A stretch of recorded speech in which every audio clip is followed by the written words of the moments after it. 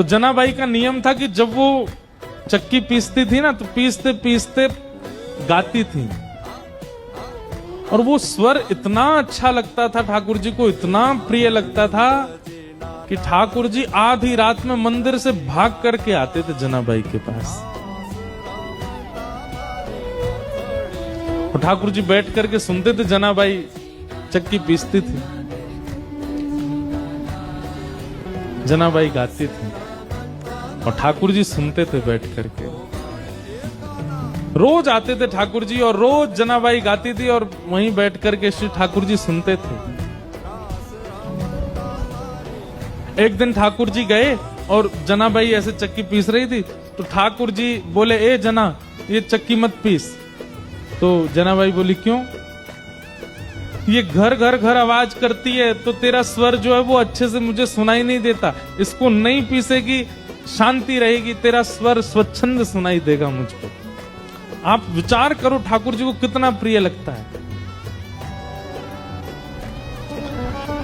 तो जनाबाई बोलती, चक्की नहीं पीसूंगी तो आटा कहां से होगा, आटा नहीं होगा तो रोटी कैसे बनेगी, रोटी नहीं बनेगी तो फिर सब खाएंगे क्या, और सब कुछ नहीं खाएंगे तो फिर मुझे डांटनी पड़ेगी, है आटा नहीं है। तुम तो बस सुनने आ जाते हो रोज रोज यहाँ पर, मुझे तो सुबह रोटी बनानी, नामदेव जी पूरा परिवार भोजन करेगा। नामदेव जी के यहाँ सेवा करती थी ना जनाबाई।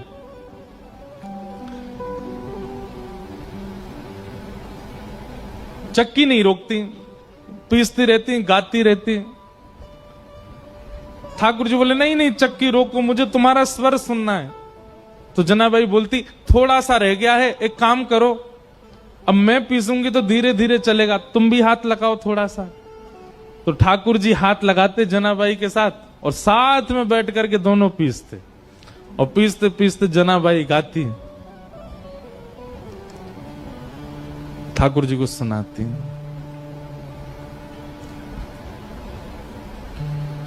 अब जब ठाकुर जी हाथ लगाते जनाबाई के साथ चक्की पिसवाते, तो ठाकुर जी इतने सारे गहने पहन के रहते हैं, वो गहने सब आगे पीछे जब ठाकुर जी हिलते तो गहनों की आवाज आती। जनाबाई बोलती, अब मेरी चक्की परेशान नहीं करी, तुम्हारे गहने परेशान कर रहे हैं। तो ठाकुर जी अपने सारे आभूषण उतार करके किनारे धर देते कि जनाबाई का स्वर मैं सुनता रहूं, इस स्वर के बीच में कोई और बाधा नहीं आवे।